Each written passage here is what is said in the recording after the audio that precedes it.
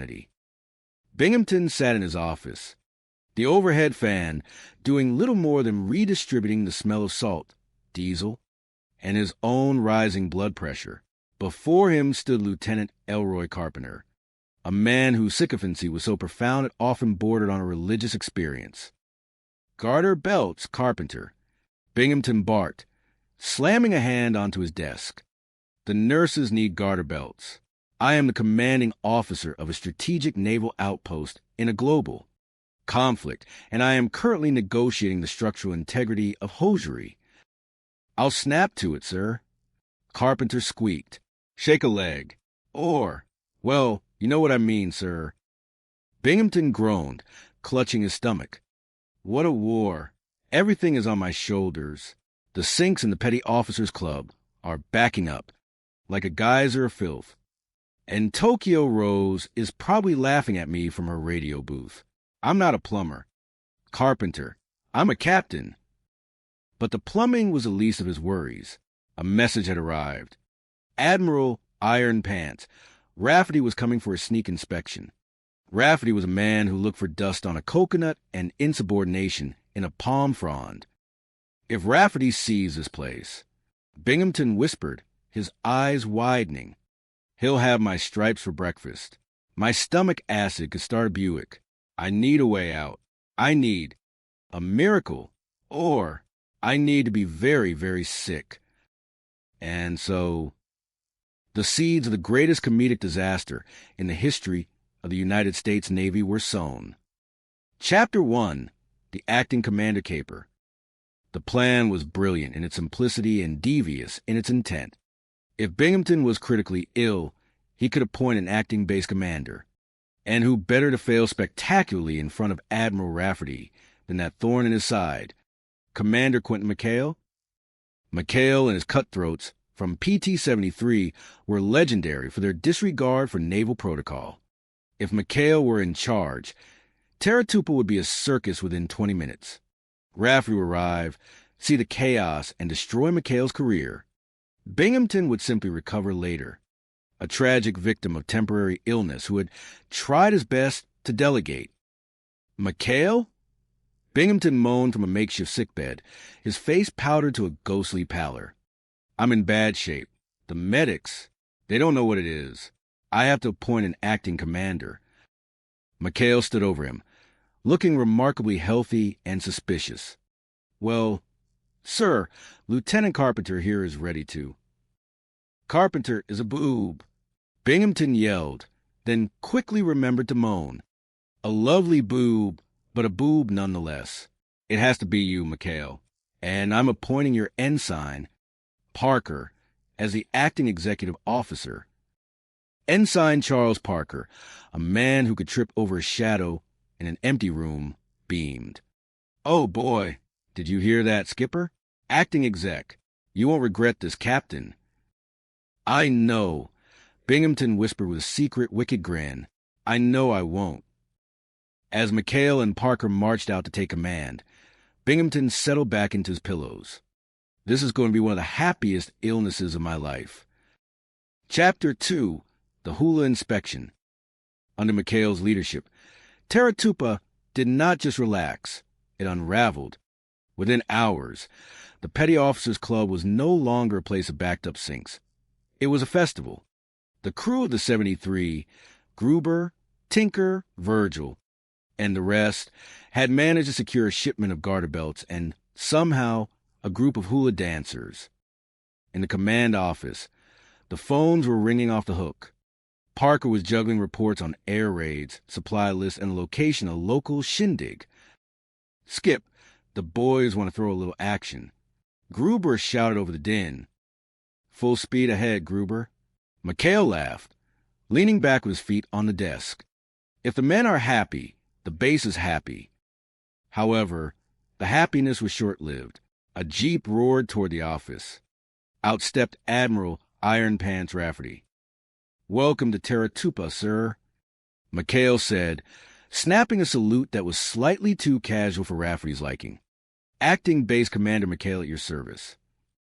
Rafferty looked at Parker, who was wearing a native lei over his uniform. What the devil is that thing around your neck, ensign? Oh, an old native custom, sir. Parker stammered. Welcome ashore. Piranha. I mean P.P. Parker.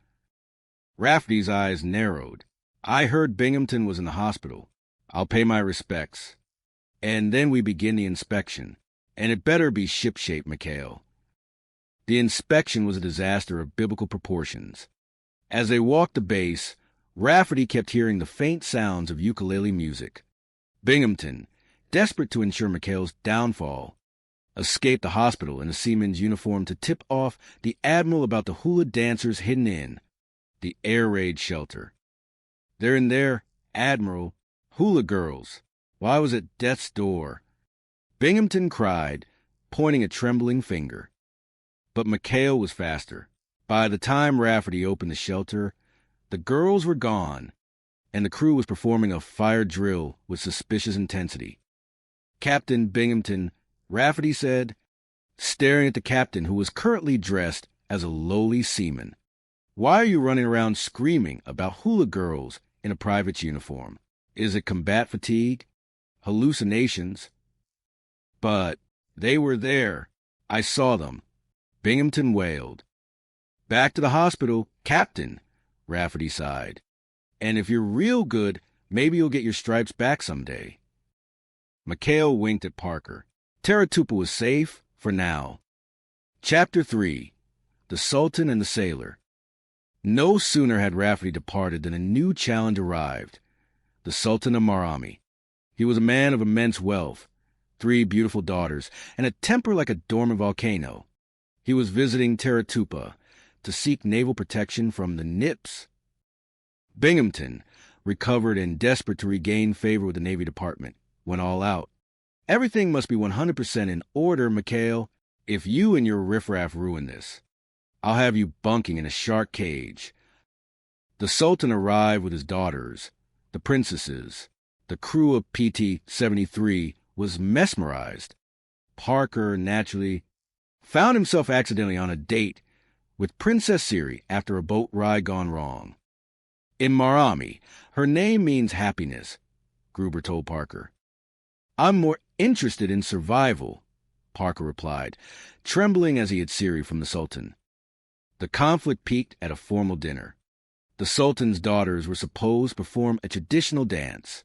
However, Siri was missing, trapped on a conked-out boat with Parker. Desperate to save the evening and their skins, the crew of PT-73 did the only logical thing. They put on drag. Gruber and Tinker, draped in silks and veils, attempted to perform a native dance that looked more like a wrestling match between 2 sacks of flour. Binghamton was horrified. One of these girls is an imposter. You phony Balinese bunny, he yelled, ripping the veil off. Well, not a crewman, but an actual princess. Captain, how dare you, the Sultan roared. Your unpardonable behavior will be reported to the State Department. My daughters, we leave. Why me? Binghamton sobbed, watching his career sail away again. Why is it always me? Chapter 4. The Laughing Gas of Law and Order. The feud between Binghamton and Parker reached a boiling point when Parker, while driving the 73 under the influence of dental anesthesia, accidentally ran over the captain's dinghy. A fitness board. Binghamton screamed, his eyebrows still singed from a previous accident. I'm going to break you down to seaman second class, so fast your head will spin. The crew of PT-73 couldn't let their beloved, bumbling ensign be railroaded. They knew Binghamton's weakness, his inability to be happy. Laughing gas, McHale whispered, eyeing a tank from the dental clinic. If we can get old Lee Bottom into a good mood, he'll sign anything. He might even promote Parker to admiral. The plan involved spraying the shrubs near Binghamton's office to ward off the imaginary frangipani fly. In reality, they were pumping nitrous oxide to window. The effect was instantaneous. Binghamton, usually a man whose face was set in a permanent scowl, began to giggle. Chucky-wucky. Binghamton chirped, hugging a bewildered Parker. You torpedoed the garbage scout? What a riot. Those potato peels could have fooled anyone. Sir, you want to cancel the fitness board. Parker asked, hope dawning. Cancel it? I want to throw a party. Let's dance, Mikhail. You're all such lovely pirates. However, the gas wore off just as Admiral Shoemaker arrived